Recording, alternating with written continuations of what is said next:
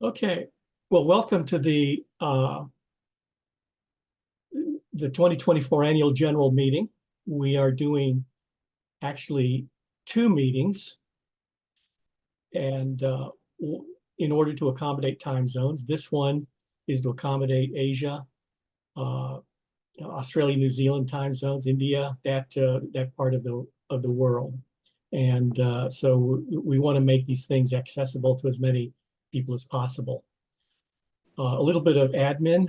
I am opening up sharing of multiple participants so that if you speakers have some PowerPoints to show, you should be able to share them immediately. And we'll go ahead and try to mute ourselves when we're not speaking so that we don't tie up too much bandwidth and so that background noise doesn't get into the session. Let me go ahead and open us in some prayer. Heavenly Father, thank you for bringing us here today for the interest and faith of everybody to really understand what's going on with the BGU mission and activities and also to gain knowledge from our speakers. And we ask, Lord, that you would show us with what we get from this session, what you would have us do for the future. We ask these things in Christ's name, amen. Okay, so our theme is empowering leaders of character to demonstrate integrity in urban polycentric mission, mastery in marketplace mission, and boldness in spirituality and mission. The way we're set up, let me do a quick screen share here. The way we've organized the agenda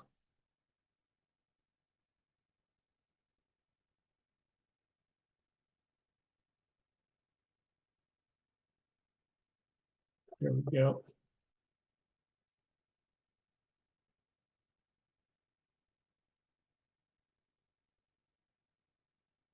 We've organized the agenda to give you a diverse set of topics here with our keynote by our president, and then we're going to close it off with our chancellor, and in between we're going to have some speakers giving us some dynamic messages and also some recordings to promote books and also to share knowledge about the school. The format is more like TED Talk, where we keep it compact, to the point, and also to allow for questions and answers for that. And again, we'll be doing this again in a few hours to accommodate the Europe, Africa, and Middle East time zones, and also parts of the U.S. Okay, so that's what the agenda looks like here. Let's see here.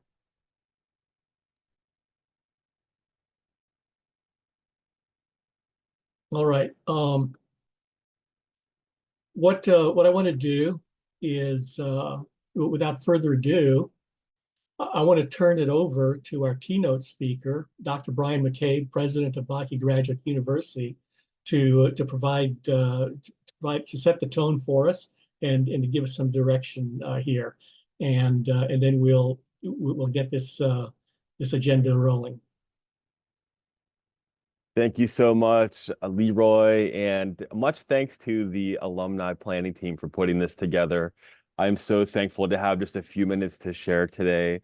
And I only have about 10 minutes because I want to get a lot of discussion going. So I'm going to share my screen right away and we'll jump in and share just a bit. Hopefully everybody can see.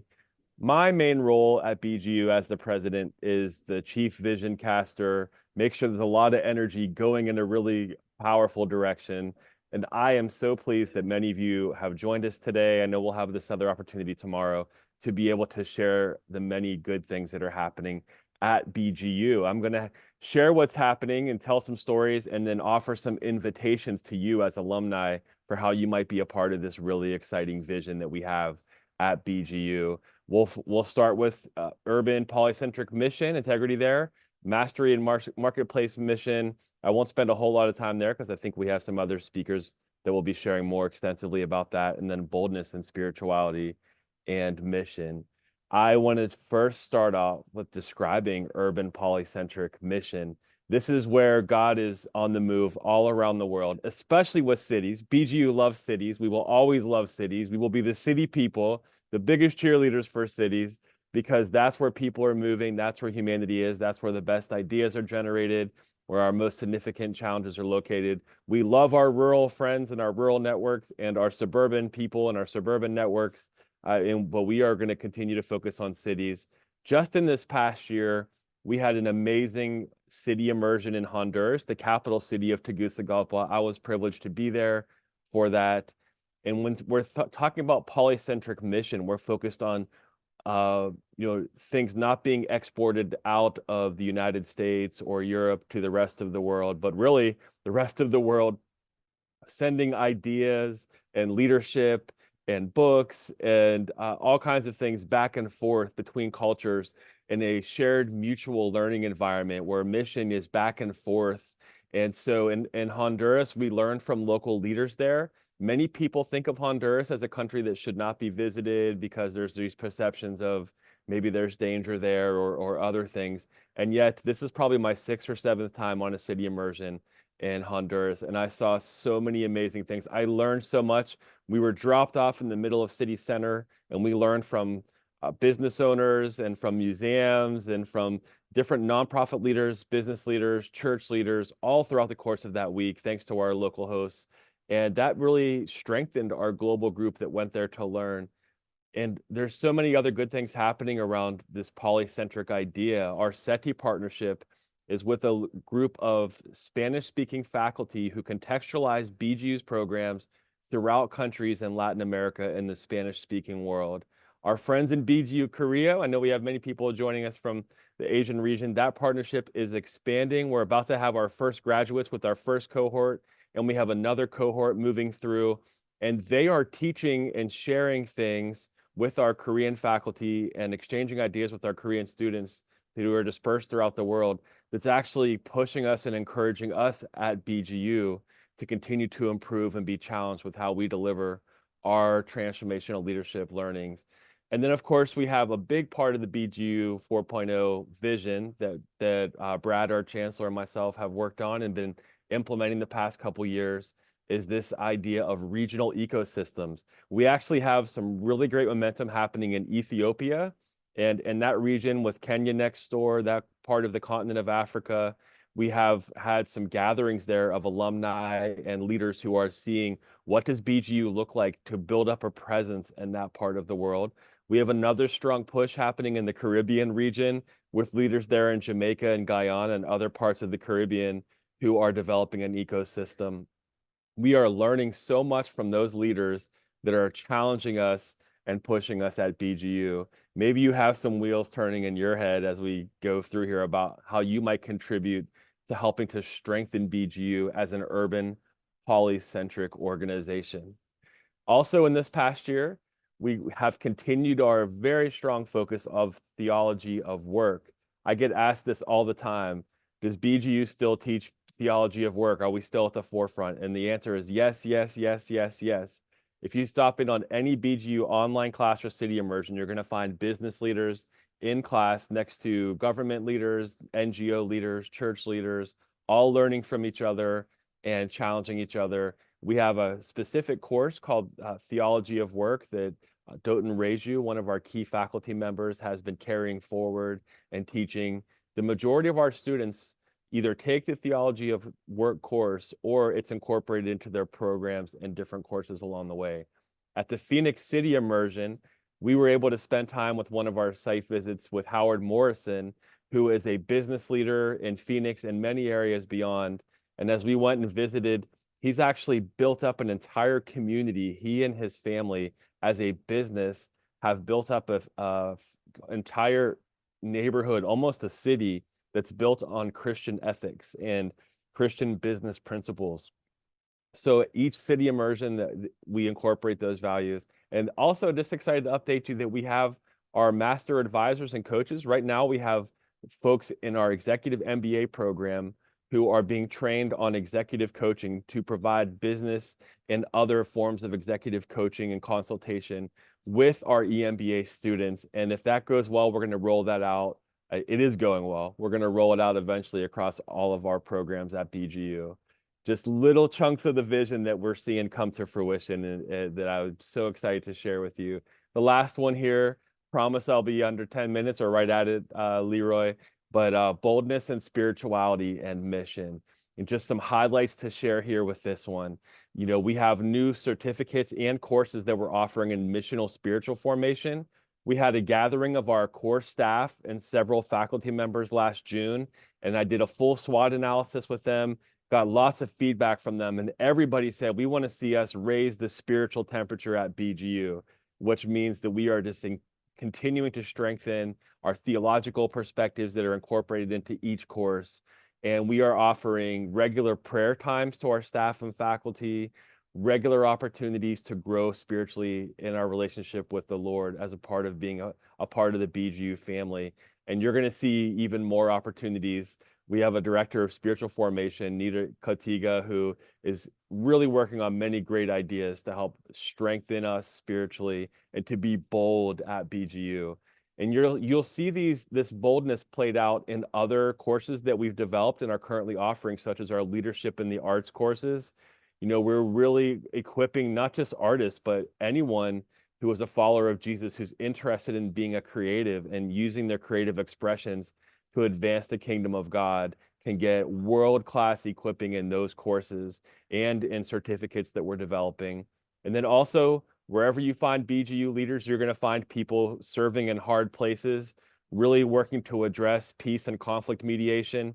When I was a student at BGU as a young urban pastor, way back in the day when I graduated back in 2012, I was trained in ways that urban pastors can help to address things like gun violence and gang violence. And still to this day, I feel called to that work to be able to be someone in my city where I live that's able to step into difficult situations and help bring peace out of conflict. And certainly, we all know that our world needs it now more than ever. We're going to hear a little bit more later about what's going to be happening at the Lausanne gathering in Seoul. I'll be there. Several BGU leaders will be there. And we are actively engaged in addressing the gaps in the State of the Great Commission report that was released just several weeks ago. We're going to be actually offering many opportunities for our BGU family to engage around those discussions of how we can help fulfill God's redemptive mission, to be a part of it in new creative ways in these times that we're living in. So as I bring this in for a landing here, I just wanted to offer an invitation and an encouragement. How can the alumni get engaged and get involved? You are by far our best recruiters of students into our 5 degree programs. I promise you, any student that you send our way that you see leadership potential in, we will get them plugged in right away and they'll have an amazing learning experience. So please keep talking us up. That's our #1 way that we get students. Give generously. There's a lot that goes into fueling this mission around the world. We are growing. We have more students than we've had in a long time. I won't say ever, because we've had, you know, just like every university, many ups and downs over the years, but we're in a really good place at BGU. So please keep giving strong to that. I want to invite you to our city immersions that are coming up.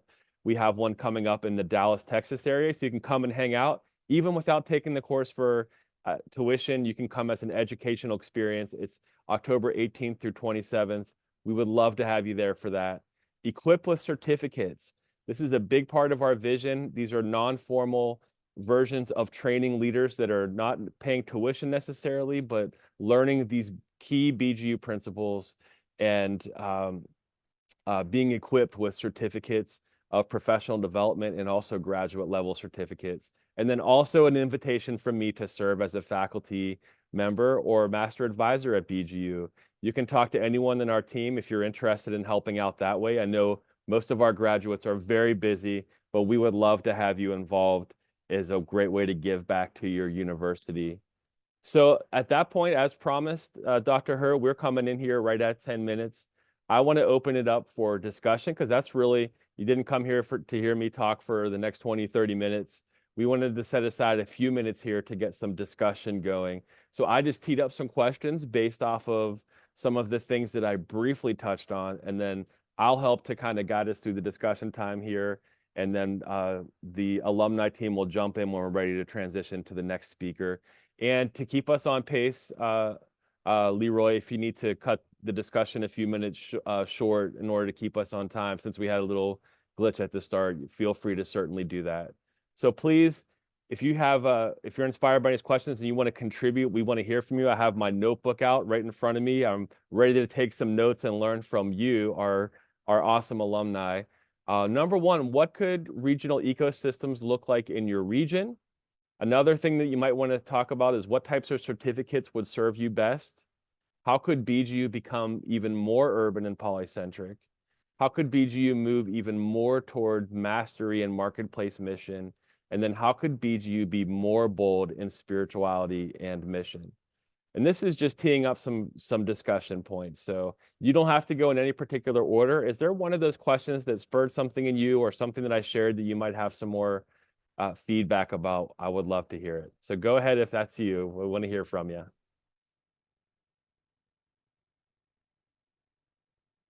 The floor is open.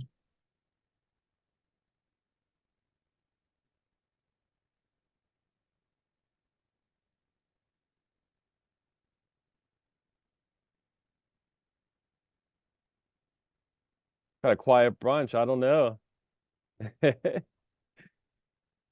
How about this one? Let's start. Maybe I asked too many overwhelming questions at once. Let's start with the first one. What would a regional ecosystem look like in your region if BGU were to build up a stronger presence with you and to serve your organization, to serve your region?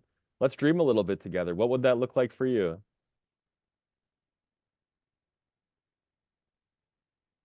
Well, good evening, everyone. I am interpreting the term regional ecosystems to mean the regional chapters of of BGU alumni, and as a member of the Caribbean group, I can say that we are working on we have an active group, and we have been meeting, and we are now planning to have a conference, a prayer conference, which I will give some details at the end when we're wrapping up, to look at where we are going to focus on the problems facing the Caribbean, particularly. The idea came out of the problem that Haiti is having. And then we looked at my country, Jamaica, and other members looking at their country. So Guyana, we're looking at Trinidad also. So in response to that question, the regional ecosystem is one which allows us to focus on our local problems as a group within the region and see how we can network and find solutions. Thank you for jumping in and getting the discussion started. I just wanted to give a very friendly offer. If it's about January or February and you need the university president to come and help you in the Caribbean region to, collaborate, I'm willing to come down there. So well, I have it in my notes, and in our plans. It's really the date is really in July, so I don't know if you would be available, but we do have it in our plans, and I'm looking back at it now. I said we should have really sent out the invitation to you and Dr. Brad to be there, and although it's late, we're still going to send it out, and I'm sending it to you informally now. that the date is June 29 in recognition of CARICOM Day, which is July 1. And CARICOM is the Caribbean body, which is it is like the UN, you know, it's a Caribbean body which facilitates the bringing together of Caribbean leaders to discuss Caribbean problems and find solutions. So, so we see that our efforts is in keeping with that focus. If I may add, so CARICOM is the Caribbean community, which really initially focused on trade. So it's more a trading thing, and then, you know, it expands.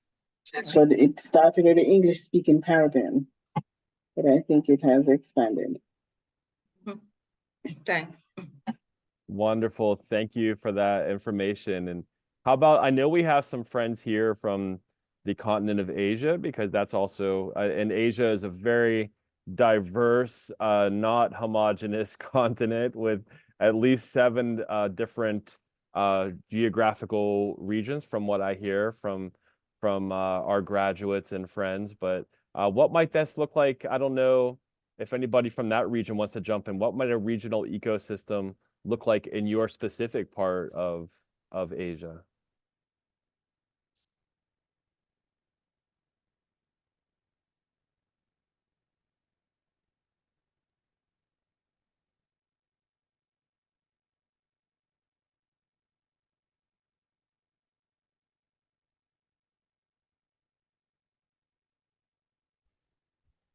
This is the quietest I've ever heard you in a meeting, Dr. Gui. So maybe you're saving your best material. Sorry, I was I was trying to okay.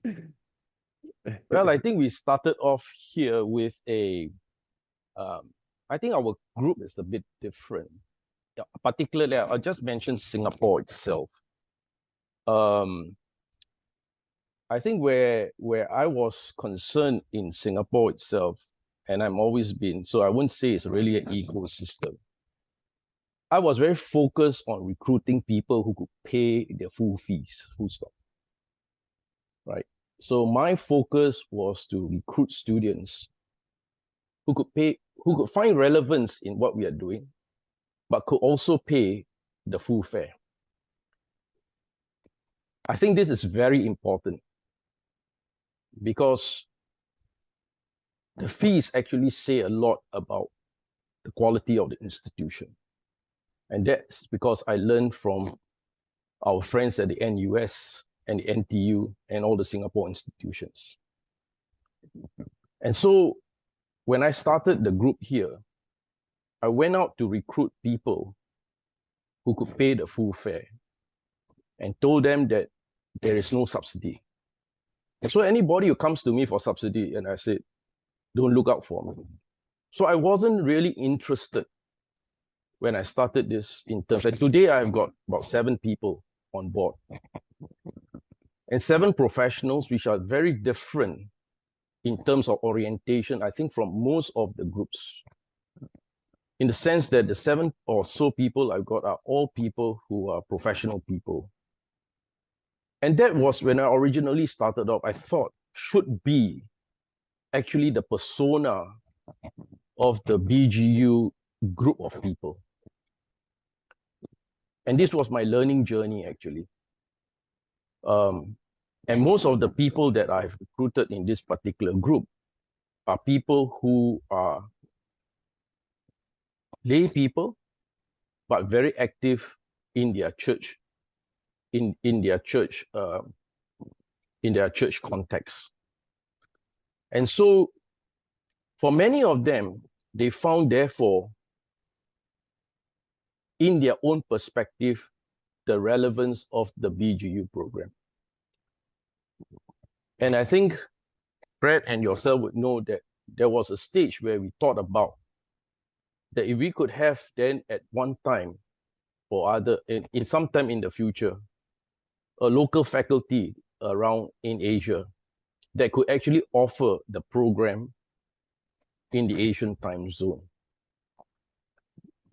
As I tell my people, I'm retired. My runway is a different runway. And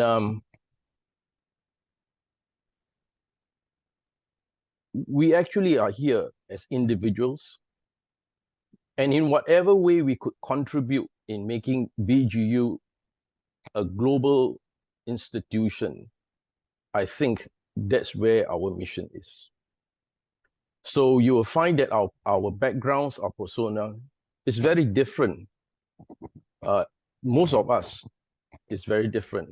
So we have got Krongju, who was our first graduate, and he's the CFO of the National Arts Academy. We have got Dr. Yo, who is the director of the Research Foundation at Temasek Sovereign Wealth Fund. We have got Debbie, who took early retirement from IBM, and now I think she serves there. And more recently, we have got Jonathan, who actually once was a psychologist in the civil service college kind of thing. And so we have got a banker. We have got now also on screen here Lawrence Fook, who was a president of a multinational bank in China. So our background here that I've recruited is very different. And as I look around, and we talk about so one part of the ecosystem is that, yeah, perhaps we could actually be that particular group of people who can provide the Asian time zone teaching. That's one. Because every time when we tell people, they say, oh my God, it's at night, it's 11 o'clock kind of thing. So could we actually do that as the group grows? And perhaps also at the end of the day, a bit more different from what is actually offered in the BGU menu. Because when you look at the BGU menu of subjects and you show somebody that menu, they're basically overwhelmed by it and do not know actually, if I took that course, where would I be heading? And this is actually a challenge that when people approach me, when I show them the course, it takes me about an hour to explain to them, because as to the direction of where it's going, over the years as I see it develop, we are not actually commercially orientated, but it's geared towards it has become geared towards, the whole DTL program has geared towards the non-profit. So then to recruit people in this part of the world, it is then to recruit people who are interested in going into the non-profit. People who are retiring, who would serve in a non-profit kind of organization. It serves that purpose. And that could be the target group, particularly I would say in Singapore, perhaps also in Malaysia. And then, but it will not have any relevance. It has no relevance at all for people who actually do not wish to serve in that particular sector. And lastly is that I told the group, and lastly, as I said, I told the group, all of us, when we first studied the theology of work, it wowed us for a moment, because yes, work is a subject not taught, or rather not spoken about from the pulpit. But over the course of time, you will realize that the theology of work is just barely enough for anybody to operationalize it. And that is a fact. Because many have tried about this theology of work thing, like in BGST. They have done several versions of it. And they are still trying to find its relevance. Its relevance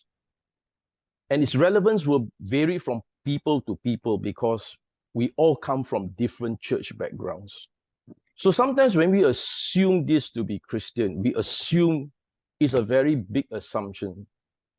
because all of us come from different Christian traditions and different expressions of the faith.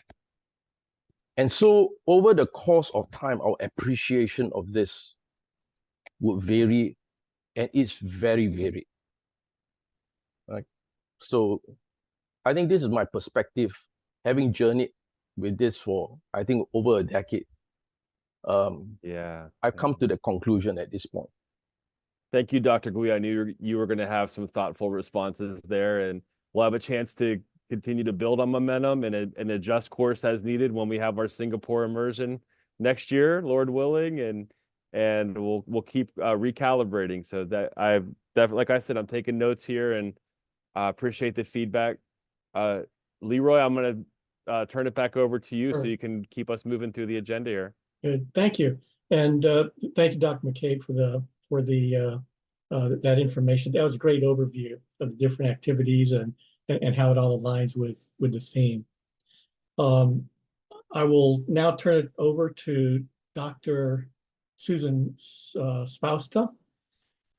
She is on the Board of Regents, and she's here to tell us a bit about the BGU writers community, which is really an important channel for helping our alumni express themselves in the scholarly and in the trade world.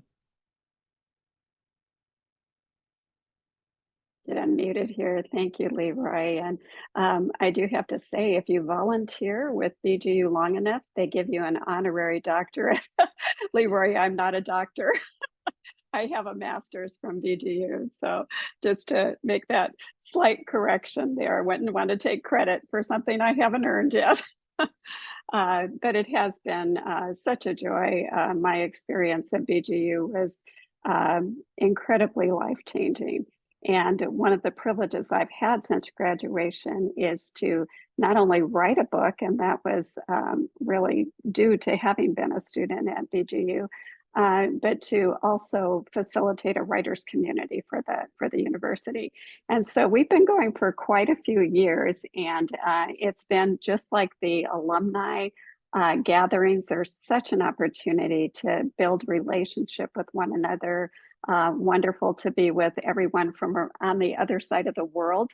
Tonight it's morning your time, late at night my time, and but just so wonderful to get to be with you. And that is something I think that is a real distinctive and benefit of BGU. But this opportunity that the writers community presents is not only for relationship, but really to build our skills in writing. And sometimes based, and usually based on our experience at BGU, the writing isn't just academic, but broadens to influence a greater audience. And a lot of the folks that are a part of the BGU writers community write blogs and articles. So not necessarily just books, but also to include books. Our practice in recent years has been to have a quarterly call. We usually have a presenter for the call, and they address a particular topic and maybe talk about grammar or how to write a good outline for your book or how to determine who your actual audience is. Practical things like overcoming writer's block and writing an effective proposal, or just tips on publishing. We've had several sessions with different publishers or people who have worked in the publishing industry come and chat with us. And so that's been very helpful. So we've just enjoyed phenomenal guests over the years. In fact, on June 14th, which is our next writers community, we have Dave Getz and Melissa Parks, who are the founders of an organization called Journey 66. It's writers consulting, coaching, and editorial service. And they're going to be talking to us about nonfiction book structure and guiding us through the purpose of structure for a book, how to support your ideas with that structure, how to develop a thesis as a cornerstone of the book, and how to create a flexible outline. Now, if all of that sounds incredibly boring to you, I want to let you know that I have listened to several of Dave and Melissa's podcasts on their website, and they both have been blessed with an infectious, contagious sense of humor. And so this will not be a dull session. We're gonna really live it up on this call. So you'll want to join. They're really fun people to be around. Plus you'll learn a lot. Journey 66 also has a kind of a niche publishing imprint called Big Snowy Media. And I thought this was really interesting in light of theology of work that Bryan mentioned earlier, and being involved in marketplace ministry. They publish books solely on the family business community. So families who have had businesses and communities and have passed those businesses down to 4 generations sometimes. And so that'll be kind of an interesting twist to this guest, these 2 guests. But as much as we've enjoyed all these wonderful presenters that we have, and a lot of them have been, well, some of you have presented. So just the joy of having BGU folks with us. We've had outside guests that have just been phenomenal. But one of the things that we have come to realize is that we need an additional space to practice what we learn in real time.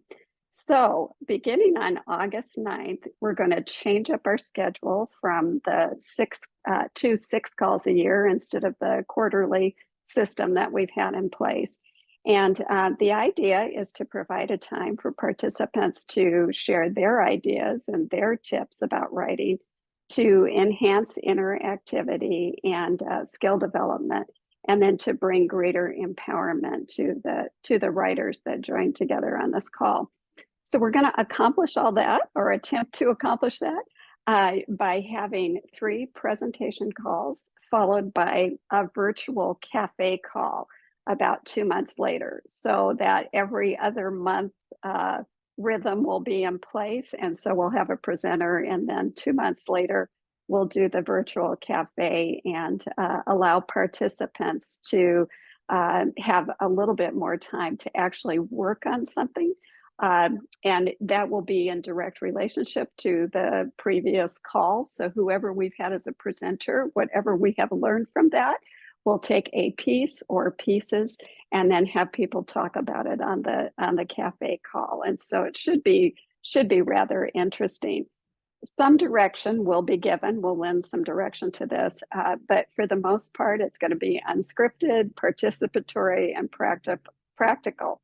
So that new schedule of the every other month will appear on the BGU website under events, and it'll give any necessary parameters for the discussion that we're going to have. So we're in a bit of an experimental mode at this point, and we may have to adjust. We may need to add more sessions or provide different resources as the community continues to evolve. But you are so very welcome to join us and help us restructure and refocus for the future. So again, the current link for the call with Dave and Melissa that's coming up in June is on the BGU event site, and all the new information, times and dates will be posted well in advance of the next meeting. So bless you guys. And if you have any questions, please feel free to contact me. It's susan.spoust@bgu.edu, and I'll be happy to answer any questions you have. So thanks. Spread the word. Thank you, Bryan. Thank you. Leroy. Appreciate it.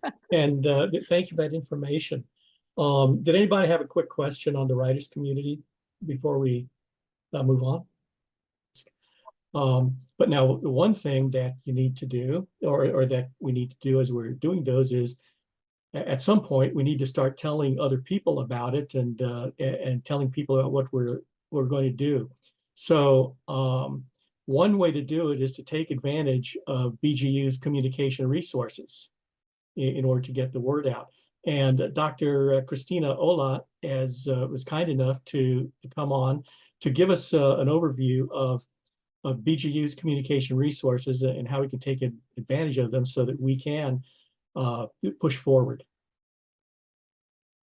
Okay. Hi, everyone. Greetings from Hungary, from this part of Europe.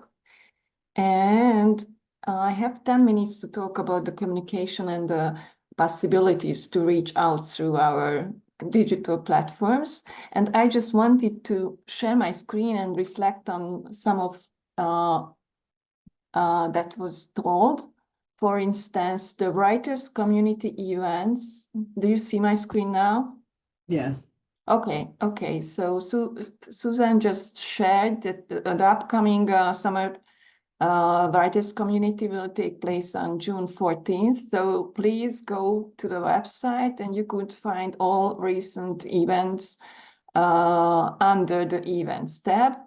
And we had a book review and we have a book section on the website under news. And if you click here, then you will find, I don't know how many books, but you will find the more recent ones published by BGU alumni or professors, and you could search for names. And I haven't found Rob's, so I need to add his book here. And if you publish something in the future, please send the link, the basic information and your bio, and I could upload here.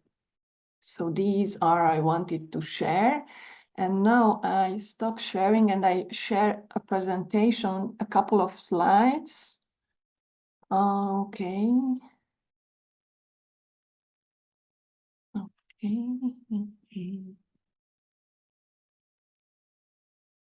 Okay, so most of you know me, so I am a BGU graduate. I received my DTL in 22, and I started my journey with BGU in 2017.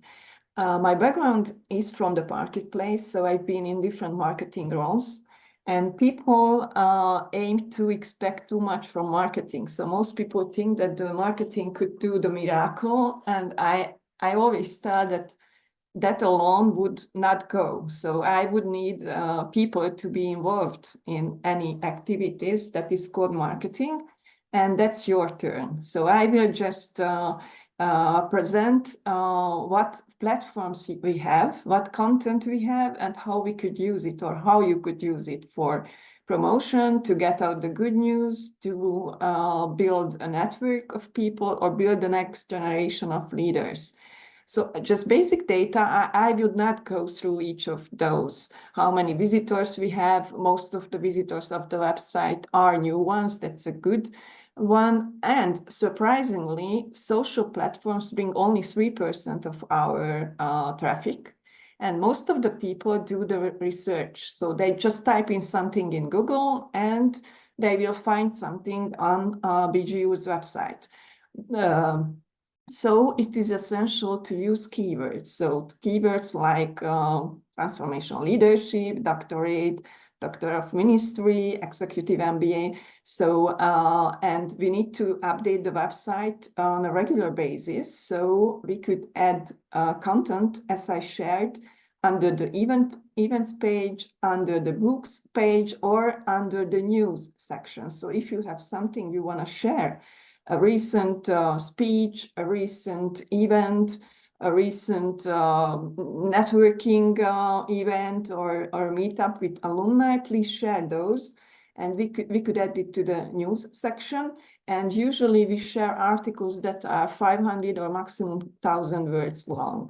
So please feel free to add your content. And that's just a picture of the website. So if I go forward, let us see Facebook, the most popular social media platform, and I call it connections. So the website is the basis. So each of our activities should go to the website, because the website will be the one where we will sell the programs and we will share the details on the programs. But the Facebook could build connection with people who we already know, and those are alumni, or people who are in our networks. And so we are posting almost on each weekday. Our follower number is 1.4 thousand people, but we reach, each post we have is reaching 100 people. So it means that Facebook limits our availability but the 100 who see our posts should be active enough to get out the news. And currently we have only 5 or 10 reactions out of the 100. So please share the posts you see, comment something, ask something, or repost it under your profile, because this way we could get out the news. So it's not enough for us to share it on BGU's platform. It is important that it will be reshared by you. And we have a alumni group, or a group called Join the Conversation, where there are some 400 people, and we are reaching 100 of those. So they are the ones, according to the analytics, who are seeing our posts, but there is no real conversation. So we already tried, even among the alumni, to initiate discussions, but we need to do some activities here. So please take your part. And I go to LinkedIn, which is the more professional social media platform. That's connection 2 for me, and almost the same numbers as for Facebook. The followers, the posts are less, because we just share the ones which are important to an external audience as well, to an external professional audience. We have alumni, so actually LinkedIn lists almost 500 people. Almost everyone who graduated from BGU is listed on LinkedIn if you have uploaded your CV or your professional background information. But in the alumni group that was created by us, we have only 148 people. So I encourage you to join this alumni group. And yeah, we need likes, comments. So the same activities are needed here as for the Facebook. And there is an idea that was still not realized, and that's initiating a group, a professional group. It could be named Transformational Leaders or Transformational Christian Leaders. And if you have some capacities and you want to do some work for BGU, then please contact me and we could establish a group like this. And I go forward with YouTube. So the number 1 format that is expected by people on internet are videos. So we need to share as many videos as possible. We have currently more than 130 videos. So videos of professors, discussions that were open forum discussions, alumni statements, graduation testimonials. And the good news is that people who open one of our YouTube videos watch and spend almost 4 minutes on a video. So they really look and watch the video. And but there are not many likes, and that's not a problem, but it would be good to have more. So please share the videos. We have many recent ones, graduate testimonies from the previous years, for instance. Yes, and I call it the visual because the YouTube brings visual to us. Newsletter. So we have a bi-monthly newsletter sent out to some 4,000 people. We've started fundraising emails, so Brad will talk about those more in details. And we also shared some news like this event with the alumni database as well. And we have good numbers. So on average, almost 40% of people open the newsletter, but the click-through rate is much lower. So I just encourage you, if you see in your email inbox an incoming email from BGU, please open it and share the entire newsletter or one or more articles with your contacts. So this way you could help us to promote the good news. And Google Business, yes. So if people search for Bakke Graduate University, that would be the result. And there is an important section reviews. So you could add your own review under this link. And this way we will be, so the good points will be collected, an average would be shown. And this way our page will come up more in a more efficient way. Yes, so these were our platforms. So, and my final, and I will share some trends, maybe 1 or 2 minutes. But I really wanted to highlight that without you, we will not be able to promote BGU in an efficient way. And trends for 22, just some basic trends. So Lausanne, the Lausanne Impact Report was out last year, and it highlights the importance of online engagements. So podcasts, YouTube, social media. So these are the stuffs that are really prioritized. Global and regional networks. So that's what we do right now. We gather at the global level, but the goal is even to gather at regional or national level. And also a trend is investing in Christ-like leaders, mentoring, equipping, and shaping younger leaders. So it's good that you mentioned, I think it was Patricia mentioning the upcoming generations and promotion for them through education.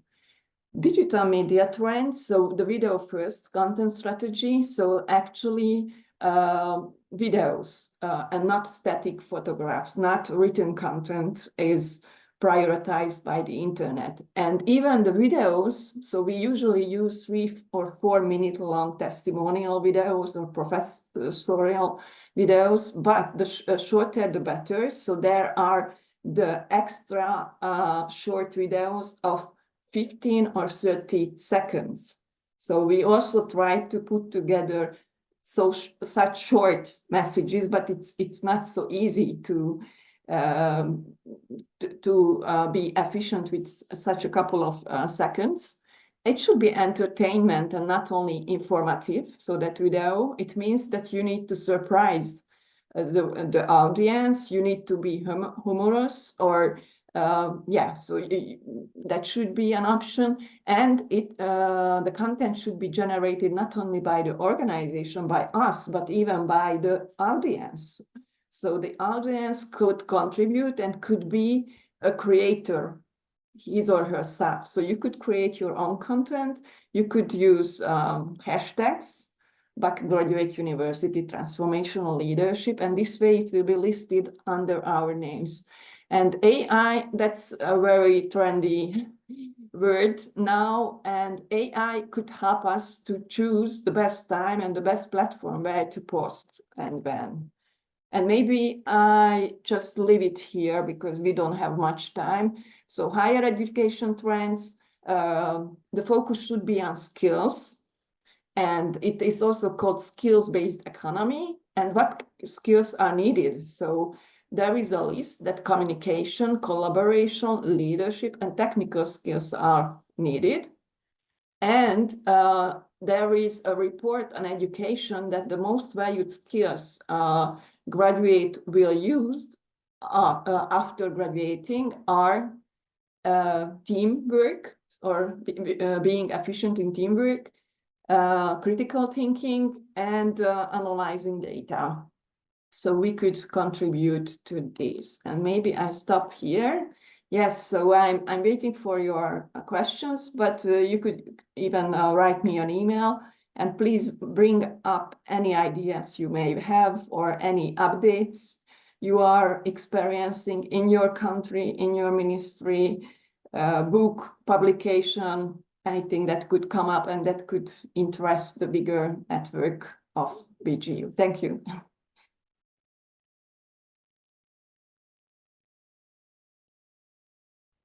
Any questions or any comments to Christina? Hi, Christina, it's Erin. I just popped on to my LinkedIn on my phone while you were talking, because I know I follow the BGU, but didn't know about the alumni. So I just started on that one. So that was good. You. Know that that's even a separate, kind of a thing. Good. Thank you.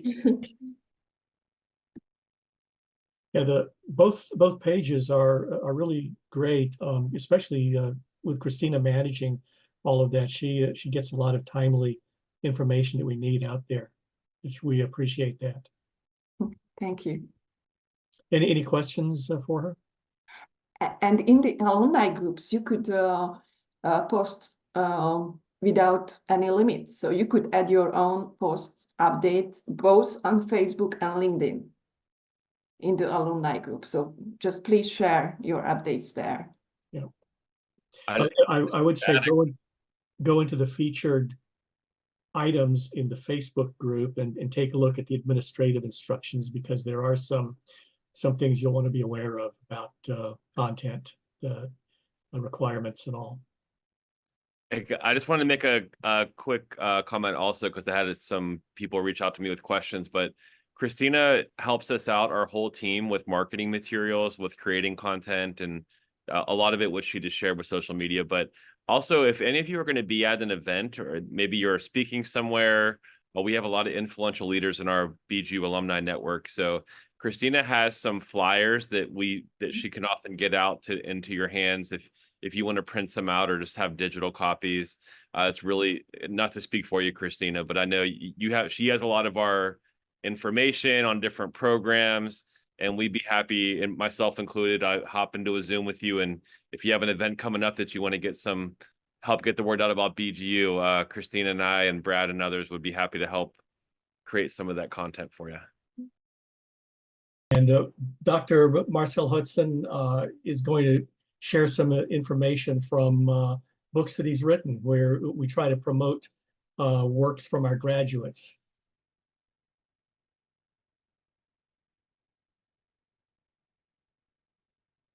The other way to our understanding, deepen our empathy, and broaden our horizons.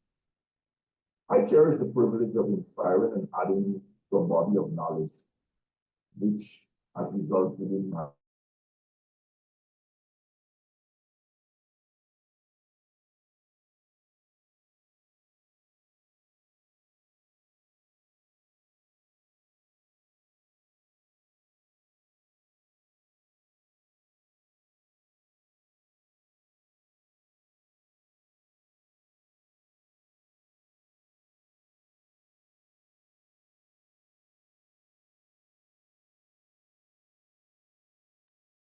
I think we lost audio, Dr. Hurt. to embark on a journey of exploration and How's that? self-discovery. The other book I want That's to better. Issues and Reflections in Missions, Leadership, and Education. It stems from genuine dedication to be a catalyst of change within the ministry. The book addresses the pressing need to confront issues in missions, leadership, and education, offering practical solutions to influence the global landscape of church communities. Through relatable narratives, it encourages readers to embrace and contribute to transformative actions. Its 6 chapters delve into holistic missions, effective leadership, and the pivotal role of education, focusing on nurturing individuals' gifts for divine service, backed by research, biblical insight, and real-world experiences. The book identifies strengths and areas for improvement within the church. The appendices offer invaluable resources for teaching and identifying mission-ready individuals. The book underscores the importance of holistic change by engaging cognitive, effective, and psychomotor domains. It advocates for action, providing a roadmap for those committed to seeing the church flourish and its members thrive. The last book I want to mention, which is actually the first book that I've written that came out with my dissertation, titled Born to Succeed, a collaborative approach to developing the God-given literacy potential of students in the early grades, is a comprehensive guide aimed at significantly enhancing literacy skills to mitigate long-term impacts of illiteracy. Central to its thesis is the belief that holistic transformation, incorporating shalom and servant leadership principles among all stakeholders, is critical to improving literacy. Divided into 7 chapters, the book covers fundamental concepts, problem analysis, stakeholder roles, theological underpinnings, research, validation, practical teaching strategies, and future implications. The importance of unity, service, and justice in fostering literacy through a blend of research findings and practical insights is underscored. The book offers valuable tools in its appendices, including questionnaires and a literacy training plan, making it indispensable for educators, researchers, and organizations committed to offering positive change in literacy education. Thanks again for the opportunity, and these books are a must read. God bless you.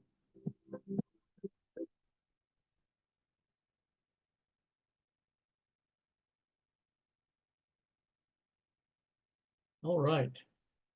Terrific. Thank you. And I believe we have the author here tonight, don't we? Welcome, Dr. Marcel. Does anybody, since the author is here, does anybody might have a quick question for him?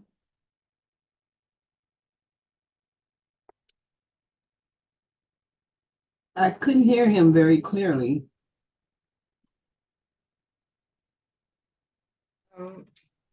Doctor, I just want to point out, I thought you were going to ask him to say something about himself, but I just want to point out that he is an active member of the Caribbean group. He's from Guyana. And my question to Dr. Hudson is, the audience of your three books, are the books related to just Caribbean issues or general? Good evening, everyone. The issues are general.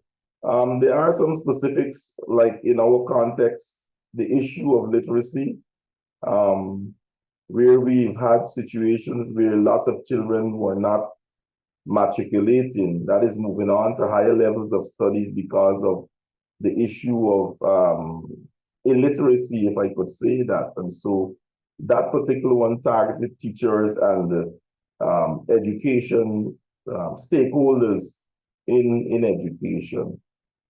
So that particular one has a specific target. I think the one quotes and interpretations from the heart, I just started writing that, and I think that's more general because that addresses issues in sociology, issues in economics, and spiritual issues, and so on. So those quotes just kept coming. And the thing about that particular book is that I've not just not identify a quote or made a statement, but I attempted to give an explanation of the particular quote from my perspective. So persons were not left to their imagination what it is that you're trying to say.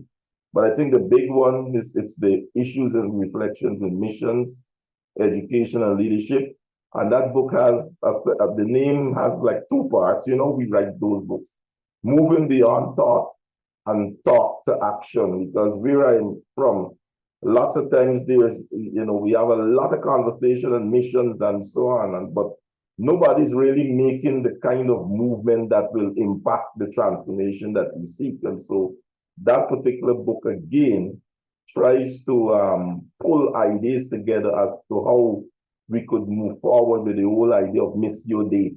That is the mission of God, taking the gospel, the whole issue of collaboration and working in unity for collective impact.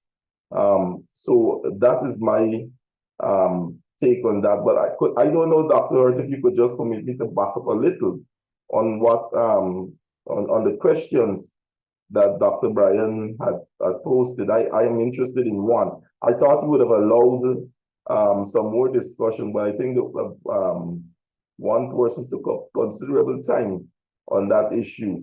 And but the thing about certificates, I am interested in that because I think it's something that could be promoted, something that could be generated from my end. I think Dr. Paulette, she has already done an educational course in the DTL. I have just completed, Fernandez, I have just completed, I have just completed the PDL 703, and that has to do with issues and contemporary issues in education. And so I have done that. And so I think what Paulette was saying, I'm a little distracted with the noise in my thoughts.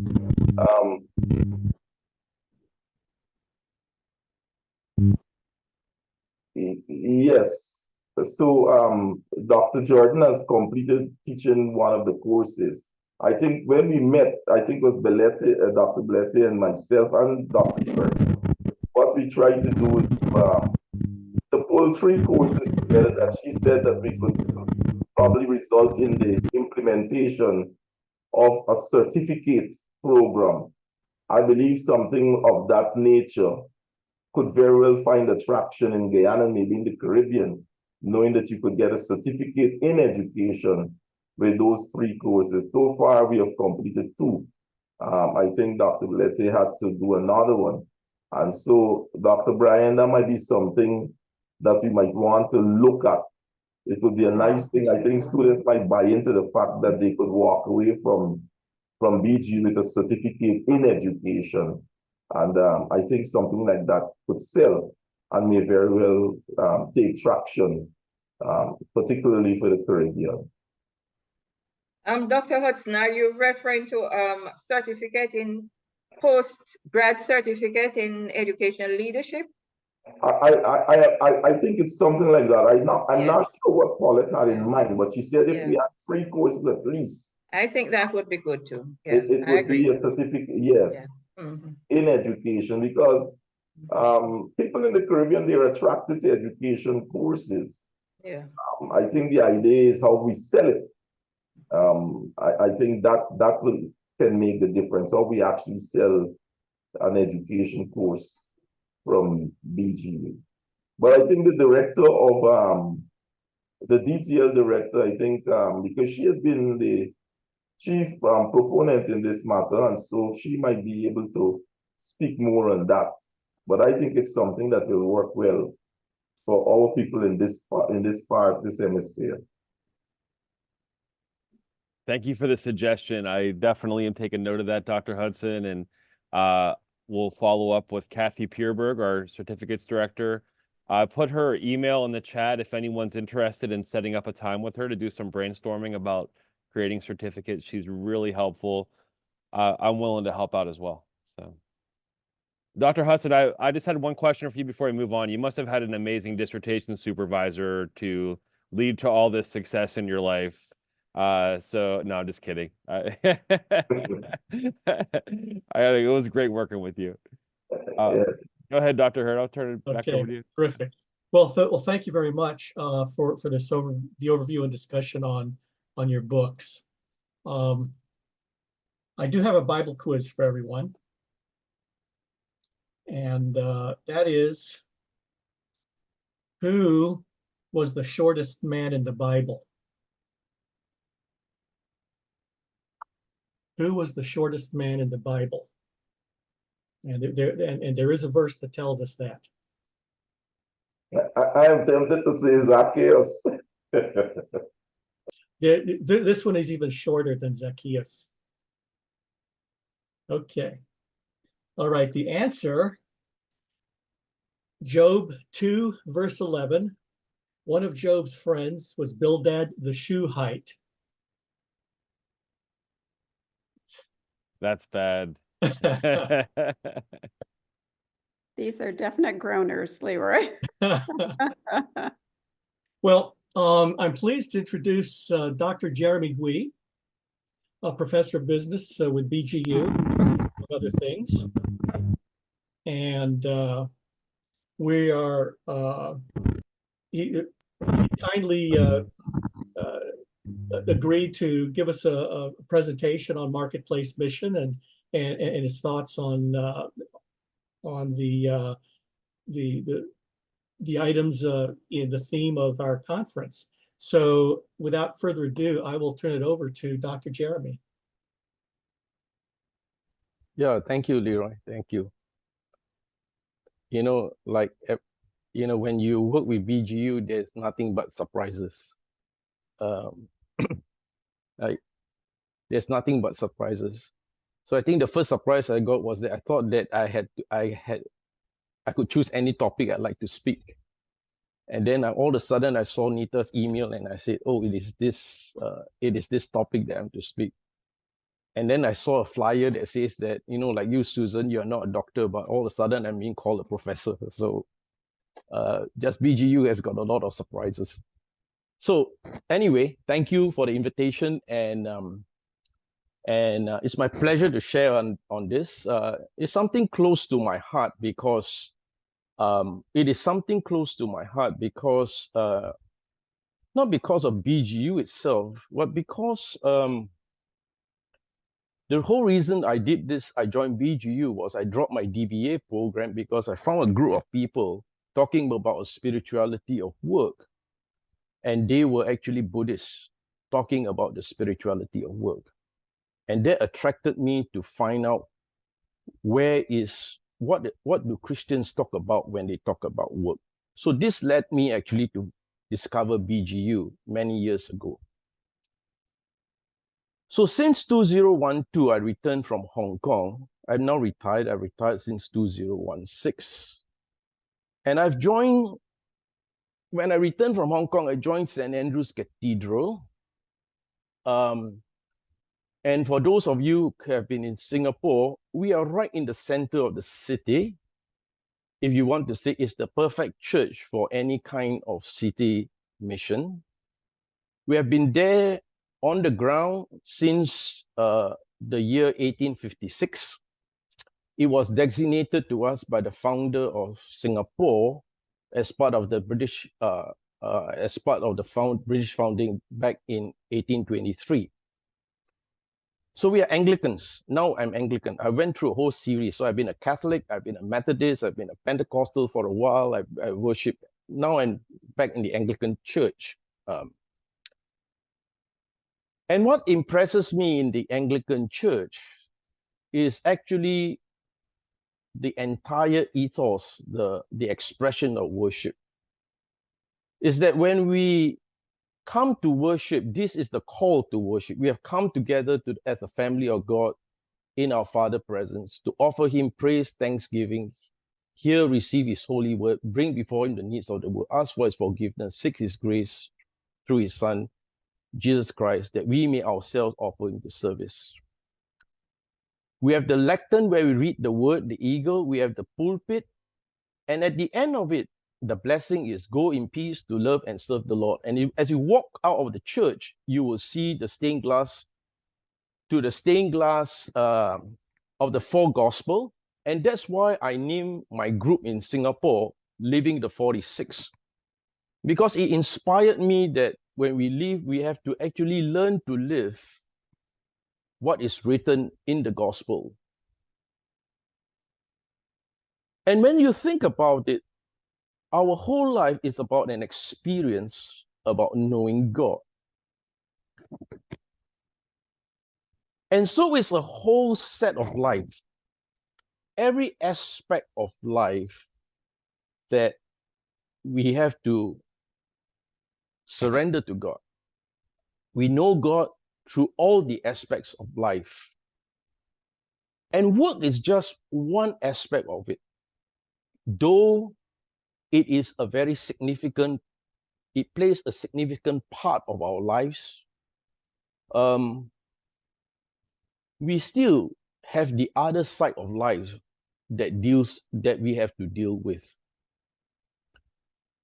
And so having this journey since 2012, I discovered that maybe, you know, when we talk about the theology, maybe when we read all those books in the beginning about work and all that, you know, about the church not supporting work, we got to actually realize that the church has a different mission altogether.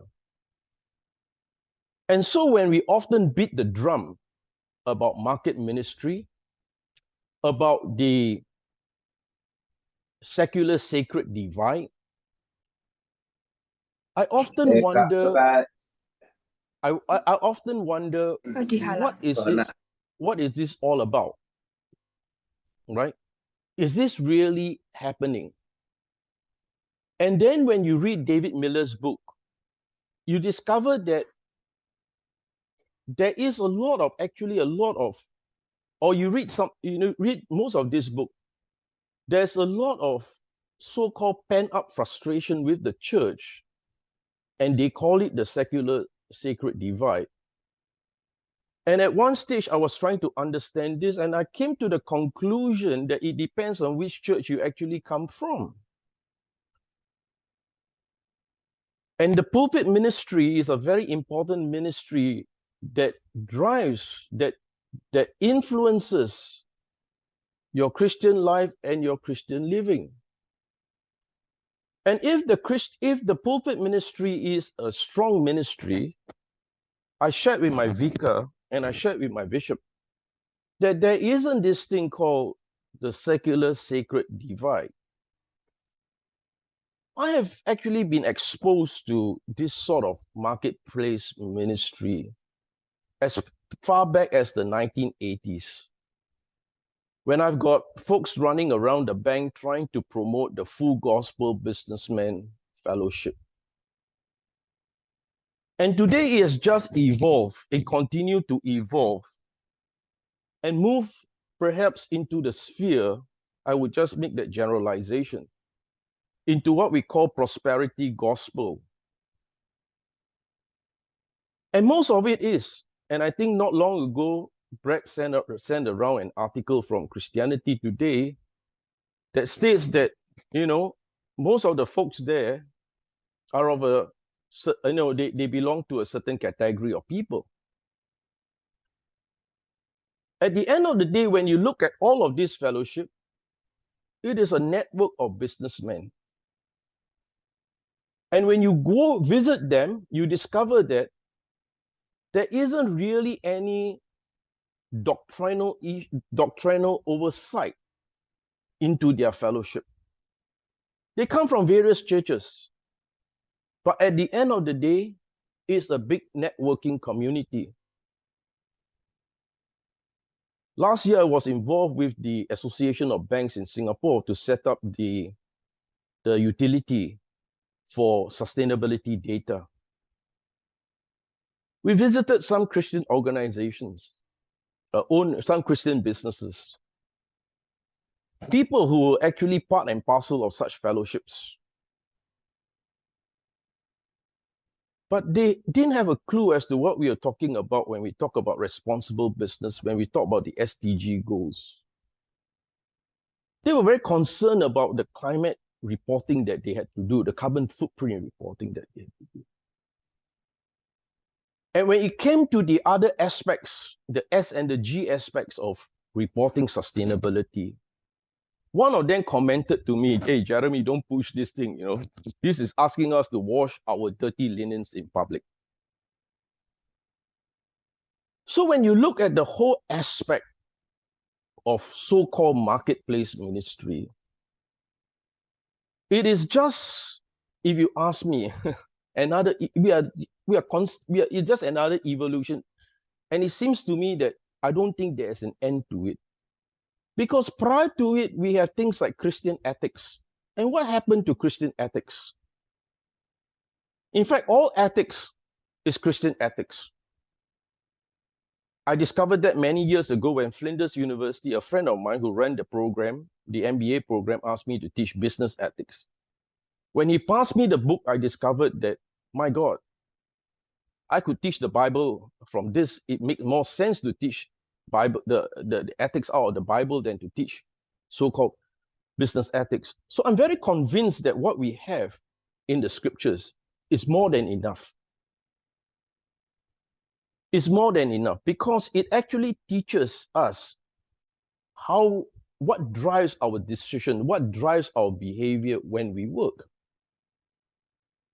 Last week, I was at a conference. I was speaking together with Professor Derek Au, who is a dermatologist at the local hospital near my home here that I volunteer as a patient advocate. And when we were talking about good behavior in the hospital, his was not about the circular sacred divide.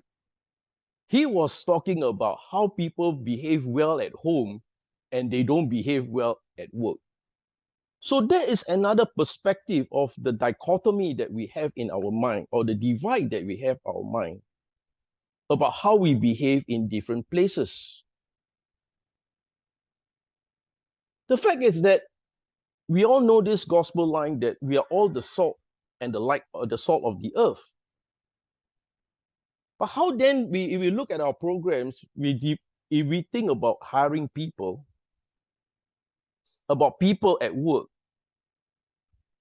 when we look at a person's qualifications, we look at it in terms of the eligibility factors, but we also find many times people are looking at their suitability factors. And this is where in many companies these days, they ask you to take a kind of personality test, a trait test, or they ask you to take a values test nowadays to determine your suitability.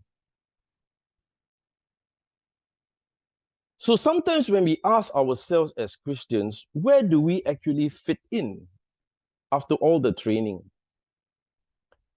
Because while we say God is calling, what's God's calling for your work, finding God at our work, the reality is that many of our people step into the workplace and they have stepped into a zoo. Because none of us are actually ready and prepared for work. And you could read Organizational Zoo, written by my friend Arthur Shelley from the Royal Melbourne Institute of Technology, who not just imagined, but we run this program together at RMIT. And people, executives who attend this program are able to describe the chaos in their organization and their perspective of their various colleagues in there as various animals. And that actually motivated them to do so, because they could then say their colleague. But that caused us, therefore, when we look at something like teaching the theology or work, to actually really simply go back to basics. What if you died tonight? You know, we all know that our bosses will just simply, right? There's another clip that goes on, would even your family miss you after putting you in the incinerator for 2 minutes?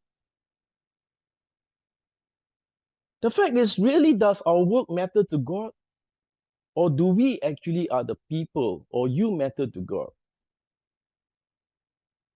We need to simply go back to basics.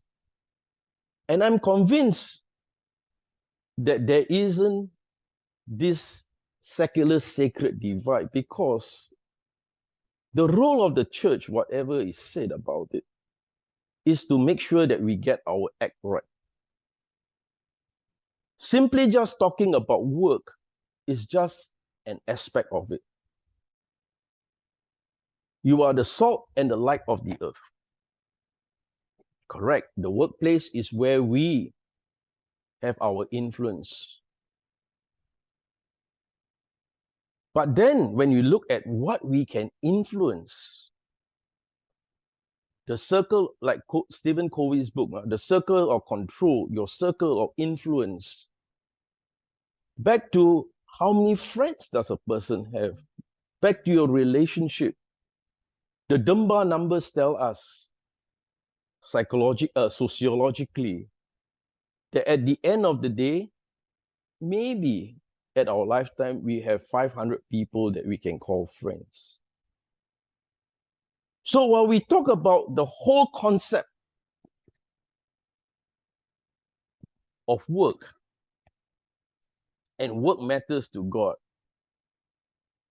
I believe that is a bit out of tune. That is a bit off tune. To find relevance, we must understand what is our circle of control, what is our circle of influence, and realistically, our transformation comes first before trying to transform anybody else. And I think it's very audacious to actually say that we can transform people or that we can create joy at work, because that is up to the other individual's perspective of every other thing else.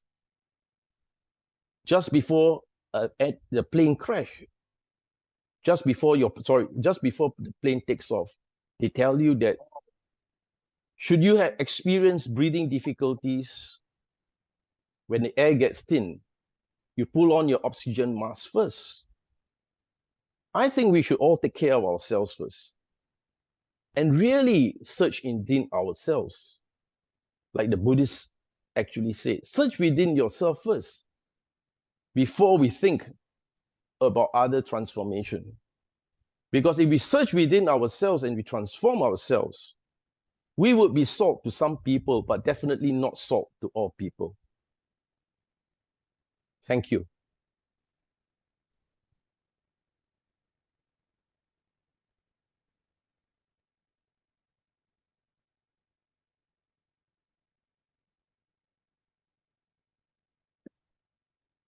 Thank you. That was definitely challenging. I was making some notes there. Does anybody have any questions to ask our speaker? I don't have a question, but I'd like to make a comment. And Dr. Jeremy, you was right on point. I certainly appreciate your in-depth presentation and all your wonderful insight and how the Holy Spirit has given you some wonderful wisdom and how to make a distinction about what work is and the question that you asked us to seek out for ourselves. I kept hearing words that I picked up when I was at Bakke University as a student.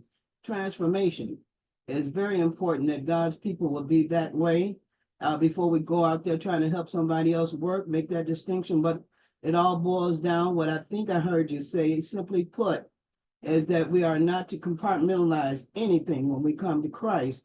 Everything should be in a way that it will still glorify the Lord as we go into the workplace, bringing him there so we can be able to advance his kingdom agenda. That's what I think I'm hearing. Thank you so much. And maybe I just add to that comment, is that when I meet up with anybody that wants to join Bakke, the latest being Lawrence on this line, and the first being Krongju, who is now heads up the alumni here, is that, you know, if you go through Bakke, when people look at our degree, they will just wonder what we studied. But I say, what is not so much of that? But it's your individual experience as a totally lay person that allows us to wrestle with scriptures in a very different way. Because if you ask me, Bakke gives us actually, the lay people, an opportunity to study theology in a very different way compared to the people in the DMin and all that thing, which they would not admit us. The DMin guys would not admit us, right? They look at us with suspicion kind of thing. But it's the kindness of Bakke that allows us to actually do this journey. And so I may be very critical about the whole Bakke agenda when you look at what we offer in DTL and what we offer in MBA. And if you even look at the MBA, EMBA, it is skewed towards the NGO still. Nevertheless, if we want to stay in that space, it is okay, because we are perhaps the only university that teachers, our MBA and our DTL students, what we call value-based leadership. At the end of the day, when every graduate from Bakke, they would, and I can vouch for you, the colleagues that I work with, Krongju, Shuyam, Debbie, and latest Jonathan, the start of the journey and the end of their journey is a change in perspective of our roles as Christians in the space that God has given us. Nothing great, but it enhances our awareness and put us on a new spiritual journey. Sure. Beautiful. We have some people with raised hands. Let me see. Well, I thought I saw some people. Yeah, that's me, Marlene. Okay. Yes. So, and I think Lawrence had a raised hand also, didn't you? And so we'll start with Marlene and then I'll call on Lawrence. Yes. Dr. Gree spoke about the laypersons and finding a ministry after you have entered into the Bakke experience. Not really initially in your plans, but as he had pointed out in his presentation, the first thing that must happen to you, and Bakke facilitates that, is that you become transformed before you can be a transformational leader. And so my experience in terms of job has been in education at different levels, and I have worked at the head of the education system within the Ministry of Education. And during my last years, I got introduced to the Society of Christian Scholars.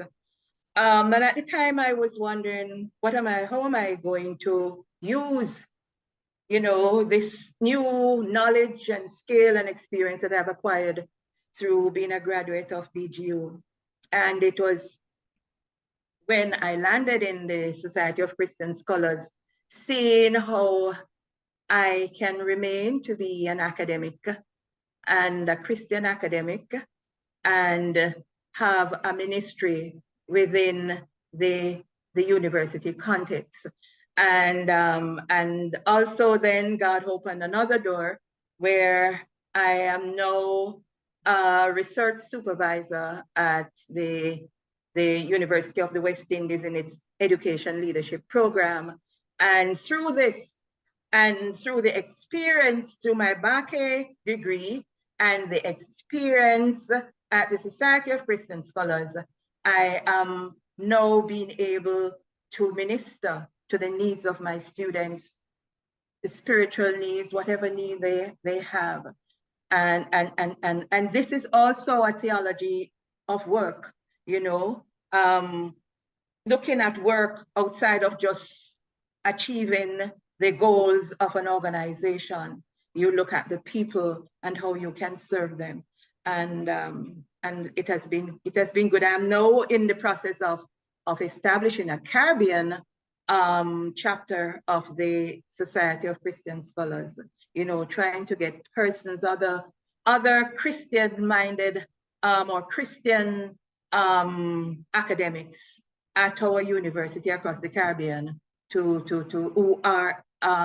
want to be involved in Christian ministry on the university campus. It has been great. Thank you, Bakke. Absolutely. Actually, may I just mention this thing? The person who caused me to think very deeply about this was none other than Brett himself. Just hours before our convocation, I think that was in 2017, we had lunch just across I think just across the university's office. And at that lunch, Brett asked the question, what do you understand? We're all graduating to be DTL. But Brett asked the question, what do you understand by transformational leadership? And all of us who were going to be convocated on that day had marbles in our mouth because we couldn't answer. We couldn't seriously give Brett an answer to it. And that disturbed me for a long while. And that is something that I keep in my heart every day, in the sense that having graduated from this program, how do I answer somebody on this kind of thing, right? How do I actually answer somebody on this sort of thing? And Brett, you have been on my conscience all this time since then.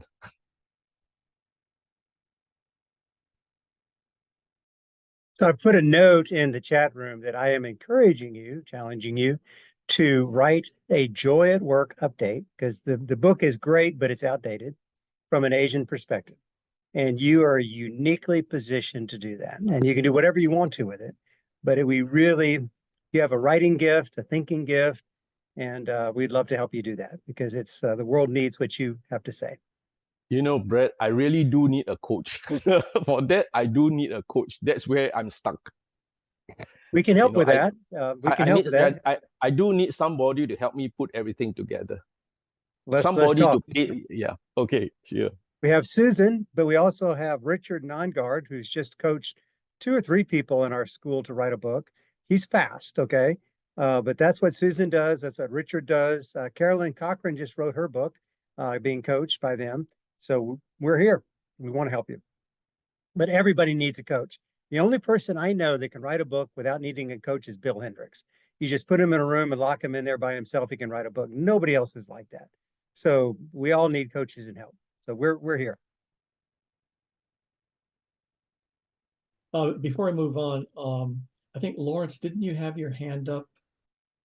I have my hands not up, but I was applauding Okay. my dear friend Jeremy for a wonderful speech and sharing of his perspective.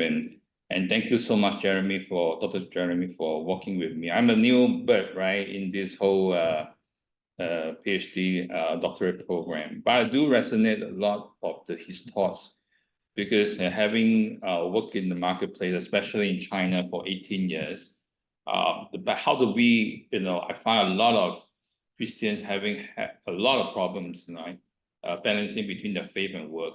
How do they even live up their faith in their workplace? So we are salt and light, and we try our best to help them along. But,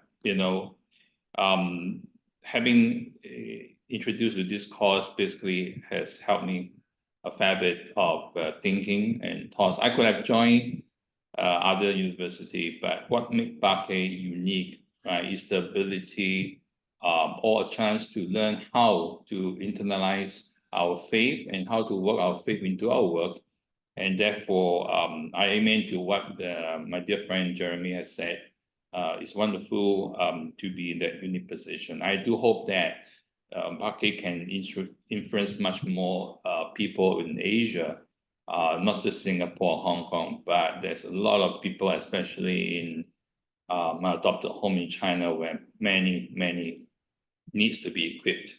How do they make a better, light and salt in the workplace that they serve, whatever the position there is. They are not necessary to be in high position, but wherever God put them, how do they exhibit, that Christ-likeness in what they do, the ethics, the business morals, issues, the decision-making they all have to make. So all these are very real, and I do hope that after we got a degree, and it's not just a degree by itself, it equip us to do the next step, to roll it out, to help people, and to pull them along, not just to give them a helping hand in their daily lives. So thank you so much. Great. Thank you very much. Well spoken. We have a video. We've been talking a lot about writing and expressing ourselves. So we have a video promotion where Dr. Andre van Ameren, did I pronounce that correctly? Is going to be encouraging us to write for the New Urban World Journal, going to tell us about it. So let me share my screen.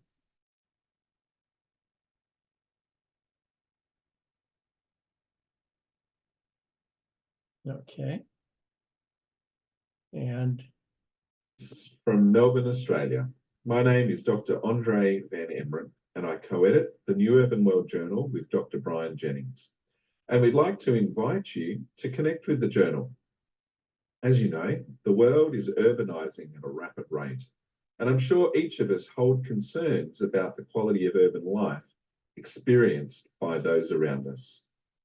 In response, the New Urban World Journal was started in 2012 as an expression of the International Society of Urban Mission.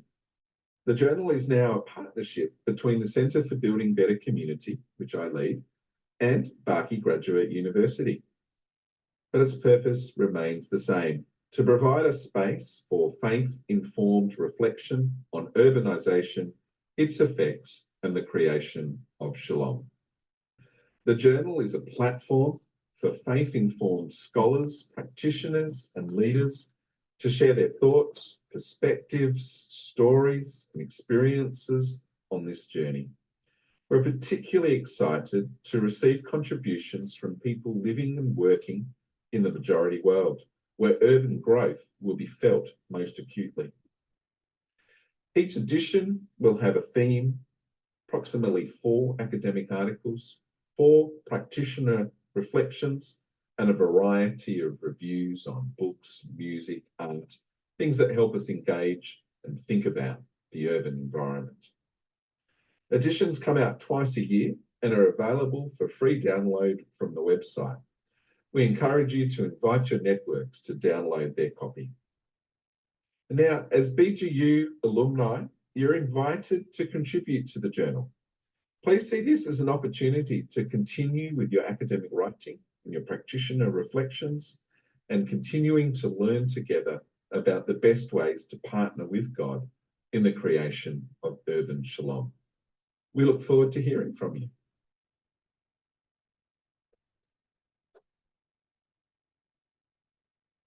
good. So I hope that that sparks some thoughts in everybody about putting an article together and submitting it to the New Urban World Journal. Now I'm pleased to introduce our last speaker, Dr. Brad Smith, our Chancellor, who's going to talk to us about alumni impact in the things that he's working on with BGU fundraising and marketing. So thank you, Leroy, and thank you for each of you being here and staying up late or getting up early. So one of the things that we have joked about is when you graduate, you can graduate, but you can't leave, kind of going to the Chicago song Hotel California.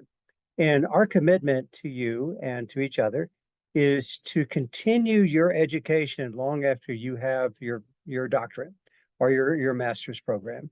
And we have quite a bit of ways to do that. And so to some degree, you are an alumni who have learned a lot of things. You can actually, before you came to BGU, you understood global movements. Afterwards, you've understood them hopefully more. But we also don't want just to end at that, but to continue to connect you to global movements. Most of you remember when you were at BGU, you had some really great experiences. You connected to people, you were learning. A lot of us, after graduation, we get sometimes caught up in the tyranny of the urgent. We don't have an assignment that's due that week. And so we may not have the motivation to be studying and expanding our minds, perhaps in the way that we enjoyed during our time at BGU. But we'd like to help you with that. So let me share, I've shared some links in the chat room. Everything I'm about to show you online is in those links. So if you want to follow up, you can do that. So let me first of all share. Let's see where I'm at. So I'm going to share. Let me see if this is the right thing. You should be seeing here what's called the World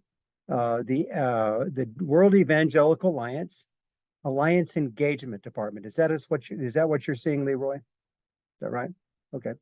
So I've served as, in this department, I've served as the interim director of the World Evangelical Alliance Engagement Department for several years. In that, we have a variety of different departments, including what's called the Crisis Response Coordination Center. We've sent about $40 million to Ukraine, to Syria, Ukraine during this war, to Syria in the midst of the aftermath of the earthquake, but also now to the Middle East. And donors are asking us to focus on local church distribution. And it's a great process. And so because of that, that means that we have access, and my job in that, which is a side job, is to connect to evangelical alliances in these regions. There's an evangelical alliance in Africa, Asia, Caribbean, Central Asia, which is forming, Europe, Latin America. And in each of these, there's countries that have evangelical alliances. So there's actually 143 official evangelical alliances that we have access to. And we have found that BGU students who are interested and called to engage in public work, advocacy. We also have an office in New York, right across from the United Nations. So we have United Nations access in New York, in Bonn, and Geneva, as well as in the African Union and Ethiopia. And so if you feel called by God to connect with either your national alliance, which is their job is to advocate to the government, as well as to create unity among the different churches that are in their country. Singapore, by the way, Jeremy has a very strong one. But we can connect you with that. So if you're called to do that, we would love to talk to you, connect with you, and give me an email and talk about the opportunities to have influence in your nation if you feel like you're called to do that. Also, we have another thing that's called we call it Global Institute of Leadership. And one of the things we have done is created a 40-session training program on how to do mobile filmmaking. You can do it with a variety of ways, but I think God has called us to steward our influence as BGU graduates, and God has given you influence. However, today, video, social media, ways to share your story are very important. And so we have a 40-session training program, again, linked on the chat room, on training you on how to do that. Or perhaps even better is to train younger people you know on how to do that. And it's a whole process to help you increase your influence utilizing what's happening in your nation and opening up doors and creating your story and telling your story through video editing. So that's accessible to you at that link. And again, I'd love to help you with that. As you know, the World Evangelical Alliance is perhaps the largest global network of evangelicals. The second largest is the Lausanne Committee for World Evangelization. And it is sometimes now called the Lausanne Movement. I've also given you that report. That came from 1974 when the Lausanne meeting in Lausanne, the Lausanne Covenant. Corinne Bakke actually did all the worship in the 1989 conference. Ray was a key to that. We actually, BGU organized the large part of the Lausanne meeting in Cape Town in 2010.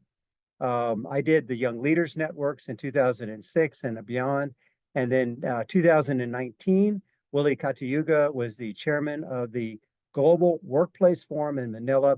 And now we're approaching the Seoul, Korea Lausanne meeting that's coming up in September. And Brian and I and many of you will be there.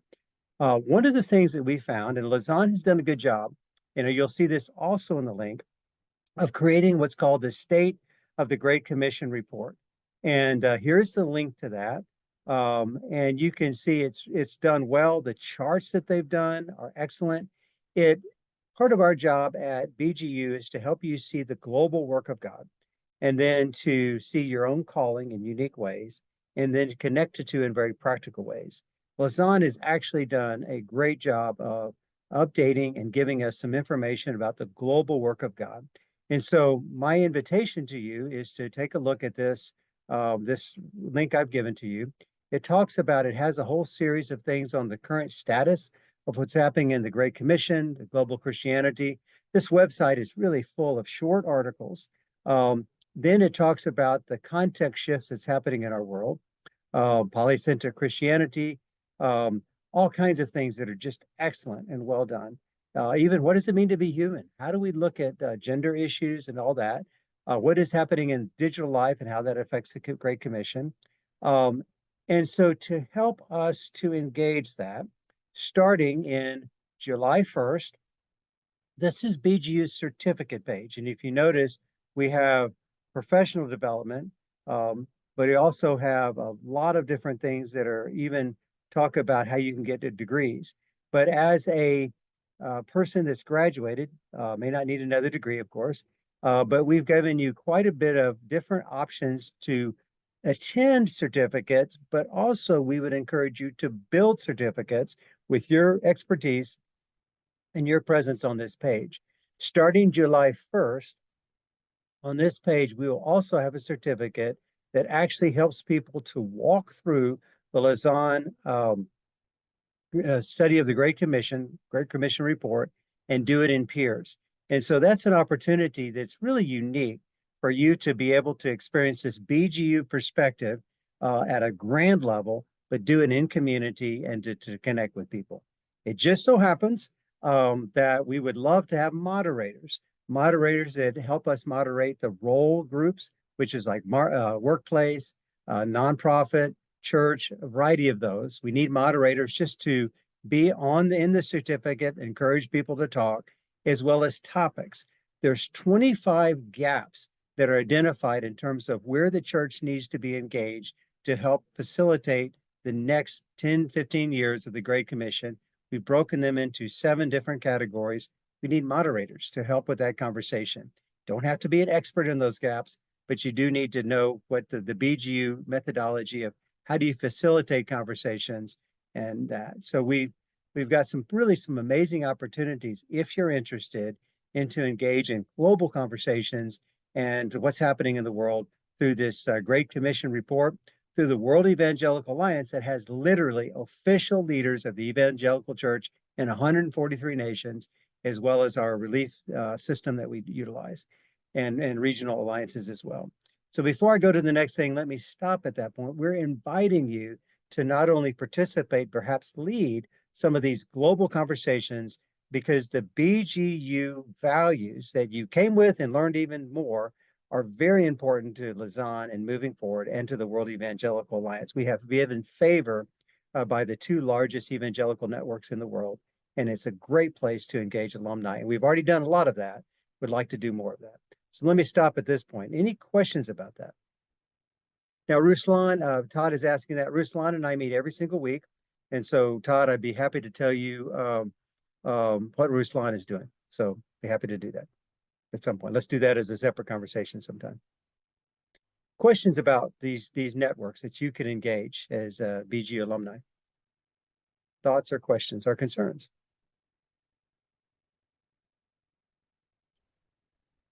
Brett, you can count me in. I will do it. I've got an agenda for you, Jeremy. The meeting that you're coming into on the 24th of May, these are really some one of them is probably the largest funder of the Lausanne workplace track, okay? And that's a meeting of business people talking to business people about practical things and getting us theoretical NGO people out of the way. And you're perfectly for that. So yes, I do have an agenda for your life, Jeremy, as I always do. And I think you will enjoy that group. I know they will enjoy you. So thank you, Brett. After that meeting, and I know you're staying up late for that. Thank you. After that meeting, let's you and I talk and see what you found and what God maybe showed you in the midst of that meeting. Wonderful people in the room, and you're one of the wonderful people. So thank you for that. Questions or thoughts?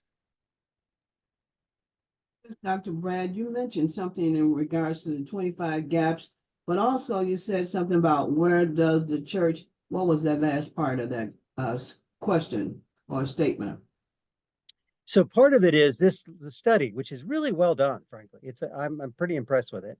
Okay. Has identified 25 gaps in where the church, and I'm not talking about the local church gathered.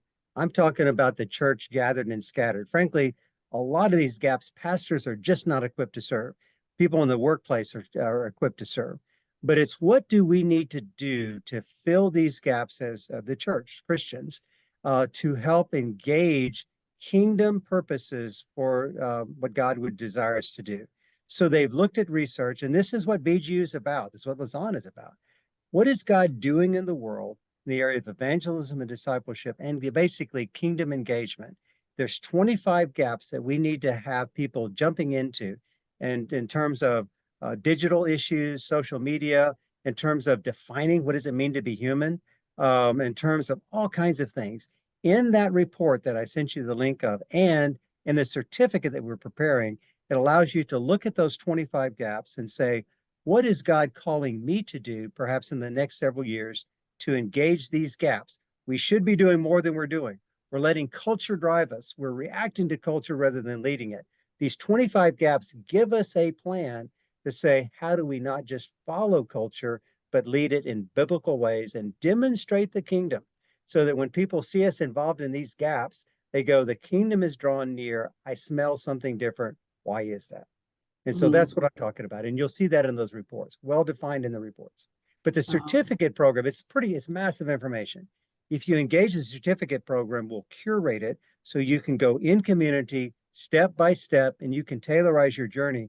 It's way too much information, frankly, unless you're really disciplined to jump into. When we launch on July 1st, our certificate program, it's a great way to engage it piece by piece and customize your journey and have a reflection in a role group that is basically an affinity group for you.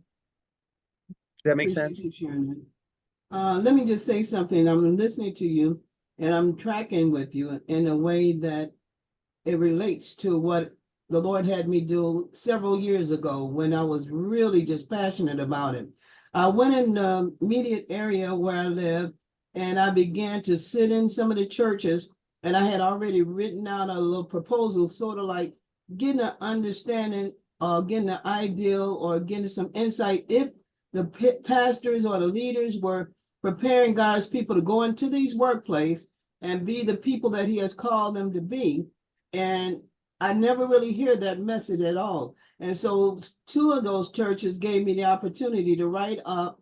I wrote up a proposal, made my up a little worksheet and all the other things that were required. And I taught maybe anywhere from 6 to 8 weeks on how to really equip God's people, how to go out into the world or where they work at and be that transformation agent or that agent that God has called them to be. So that's what I'm thinking. I'm hearing a little relic of that, because it is a big gap with a lot of the local churches is not preparing the people to go out there. They don't even know how to deal with offenses, because when somebody even says something wrong at them, they won't even cut a person's neck off, and that is never the call. But in the meanwhile, I just think I heard a little bit of that as you were sharing with us about the 25 gaps.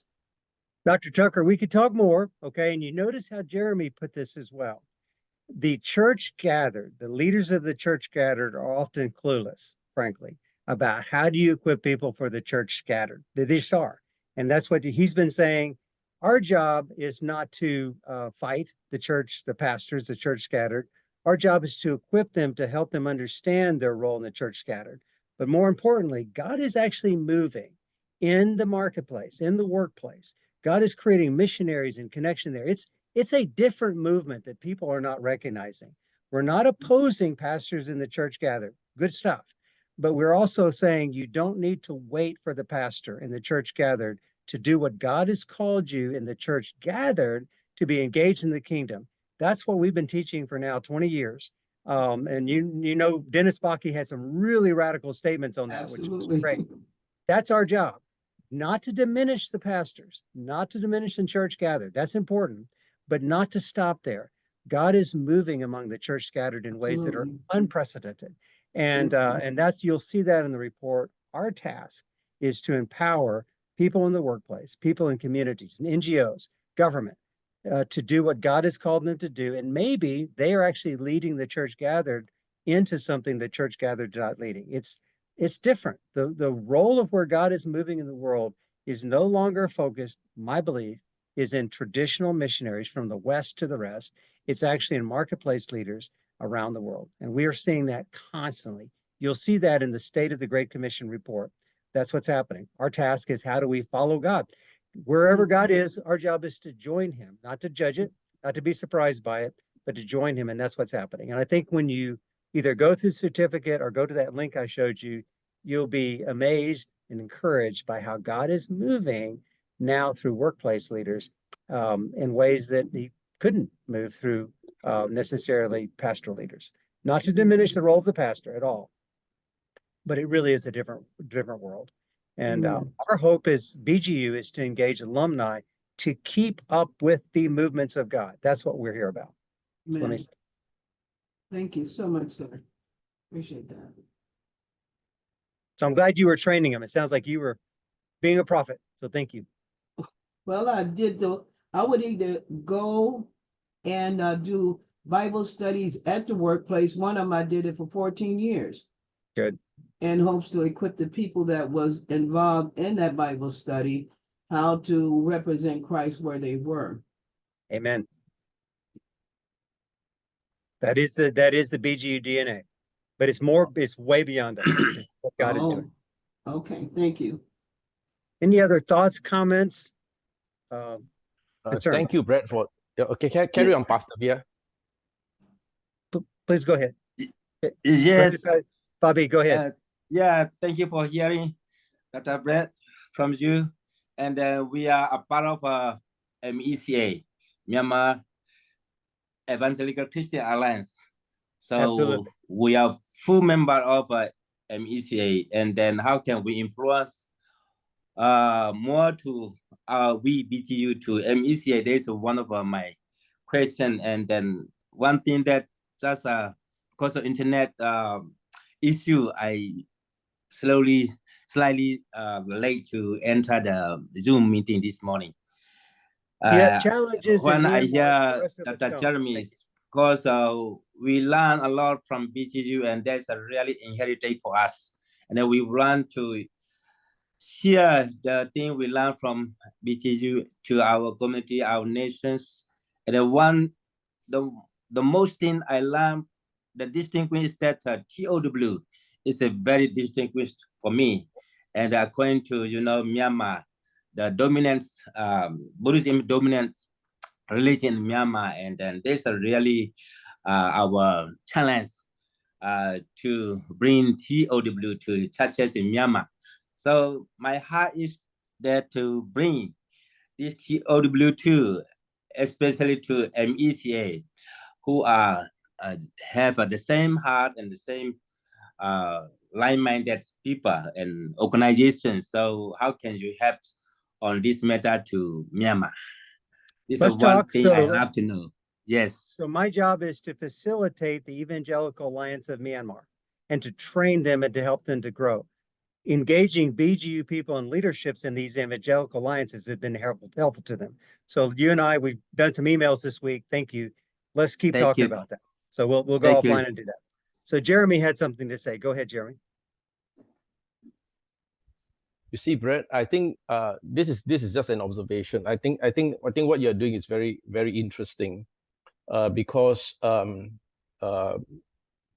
it's perhaps, in my view, a time demographically, we are at a time ready to understand the work of missions and full-time missionaries differently.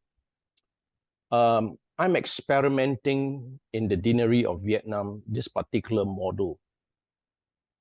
You see, demographically, when we look at the world, we all realize that places like Singapore, Korea, Japan, Asia, even in the United States, we are having more retired people.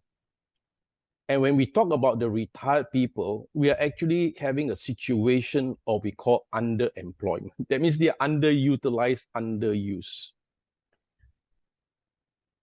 So at the deanery of Vietnam, what I tried to do there was that this whole idea of empowering the locals to be missionary rather than us being missionaries is actually also a trend that is catching up. And what we did in Vietnam was that instead of us teaching, we taught certain local leaders actually all the business subjects, accounting, finance, management, etc. And they, in their own language, organize their business school in church. And they, in their own language, then get people, professional people who are retired, to actually come on board and also teach in the church. So the whole mission is about and this is and so when just now somebody said about writing for the urban journal, it's something very close to my heart, because in all of these countries, we have the opportunity to actually nip the urban problem at the bud, in the sense of us changing the perception and understanding of what the church. I believe that the church is a very important organization that we must all work to support and build over the course of time. And now we do have the resources in terms of manpower. And I'm also very encouraged by actually the Bakke, all the certificates that you are mentioning, because these will be equipping all of these people who are retiring early or have retired. And it enables them to have a new chapter in their lives and being involved in their church in a very different way. Thank you, Brett, for that. I will follow up on that. Amen. Thank you. Thank you for sharing that. So I want to watch my time. And so you would be disappointed if I didn't end my time by asking for money. And so that's my job. And so is Bryan's job as well. We have a unique way to do that. Some of you have seen our emails that we're sending. And so we have kind of a unique thing that we're doing. Let me come here and get out of this here. So we have a website, and you've seen us send this. It's called 100 Countries Giving. I'm not sure I'm going to keep that title yet. We're working on it. Here's the issue, is we have asking, part of it is donors, foundations, donors in the West, Europe and US, are always interested in saying how much money is coming from non-Western sources. And so looking at an example of a group called the Global Trust Partners, which I use as my coaching group, we've asked to ask our alumni to give money from their countries. And eventually we're going to have a map and make this a lot better. This is kind of early start. And so we're just starting, but you see we've gotten money from US, France, Haiti, Hungary, Nigeria, the Philippines, and we haven't added yet Jamaica and Singapore, which I think came in the last few days. And so what ends up happening, we've also improved our giving program. And so donating through Zephy is much easier than what we did through authorize.net. And so we really are asking. So if all of a sudden we have a list of a lot of nations that are giving, even if it's $5, my goodness, it still qualifies as that nation. It allows, first of all, for us to communicate our values. Mission is no longer from the West to the rest. Mission is from everywhere to everywhere. But with mission also comes funding. And so it's a really values consistent way to express BGU is funded by all over the world. Now, a lot of that happens through tuition. People from all over the world pay at least 50% of their tuition. However, we have 65 active students right now that are on a 50% scholarship. That means we've got to make that up in other ways, because that does not pay for the actual cost of the program. And I know Jeremy goes, everybody should be 100%. I get that, Jeremy. But we have 65, which is a large percentage that are on 50%. So we're asking for donations from around the world. We also, of course, get donations from the West as well. But there's something about, if we look at that list and we can bring foundations to that list, major donors to that list, and say, look at how many nations are giving every single year, because we'll update it every, we'll start over every year. Even if it's $10, we can at least link your nation. So we're really asking for help to help us in our fundraising, both receiving money from around the world, but also demonstrating to donors that our nations are doing that. So like I know Bobby is having difficulty figuring out how to give the money from Myanmar, but he's going to travel to Singapore. Debbie Yip will meet with him and receive the money, and then she'll get it from Singapore. And then that qualifies Myanmar as being a giving. There's all kinds of ways we can do this. And we've got Merle Baldwin from the Jamaica, who's really working on new innovative ways. We're really trying to improve how people can give donations from a variety of places and tell the story. BGU is actually a organization that is not just about mission from everywhere to everywhere, but also funding from everywhere to everywhere. And so if you could look at that link, would love for you to give from your nation, even if it's a small amount, but also to recruit others to do the same. It's a huge way the alumni can communicate the values of BGU and plus help us to sustain ourselves in the midst of having 65 students, current students, on scholarships. So that's my last pitch, but it's an important thing that I think we'd love to help alumni to be engaged in the global work of God, and we've got favor with the best networks. But also we need help from the alumni in recruiting students as well as funding. So Leroy, I'm going to hand it back to you after my little pitch there. So go ahead, Leroy. Or any questions before you go back to Leroy about the 100 Nations Giving, any concerns about that? One concern I have is in how the money will reach BGU, because some of us, like myself, do not have credit cards. You mentioned Merle Baldwin in Jamaica, and what came to me is, could we have a BGU account that we could transfer money to in Jamaica? You're like reading my mind, Marlene. That's exactly what Merle is doing. Okay. Okay. She's worked with the Jamaica Evangelical Alliance. Interesting. Okay. To create a way to collect money in Jamaica, pool it, and then so you're not having to pay that, and then one big transfer, because transfers cost money. But it doesn't have, so she's actually working on that. Talk to Merle. And the Jamaica Evangelical Alliance is actually interested in helping us do that. So it engages two things. But you are right on. Merle would be, if she was here, she'd be like jumping up and celebrating because that's what we're trying to do in certain nations. Zephy helps us do it, but we still have large transfer fees. But I think you would enjoy, Merle would enjoy, frankly, you just call her and say, hey, let's talk about your idea and my idea too. You could be a huge encouragement to her. Okay, thanks. Terrific. Brad, thank you very much. There were some really exciting things that got me started thinking about ways the alumni can be part of all that work that you're doing. So I've been furiously taking notes on that, and hopefully some things will come to fruition. With Leroy, I forgot to say the last link. So I'm actually interviewing alumni all over the world. There's a link there to my Calendly, okay? And what I'm interviewing for is, what is God doing? What impact are you having? And I'm collecting those stories for impact measurement. So there is a link in there to how to, and it can, if you could hit that link, I would love to have an hour interview with anybody. And what I will do is ask you all kinds of questions about what God is doing since graduation, and helps me to wonderfully connect stories for fundraising, marketing, and just get to know you, be excited and be encouraged. So sorry about that, but that is a Calendly link you see in the chat room. I would love it if you always set up a time for a meeting. So sorry about that. Terrific. All right. Well, thank you all for being part of this.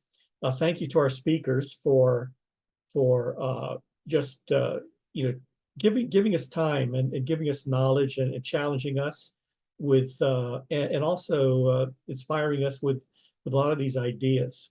And I think we've been seeing that if you have certain thoughts, if you have certain ideas about something, you're probably realizing that you're not alone, that there are a lot of other brothers and sisters who are thinking of some similar things. So this idea of working in community, learning in community, it can really pay off.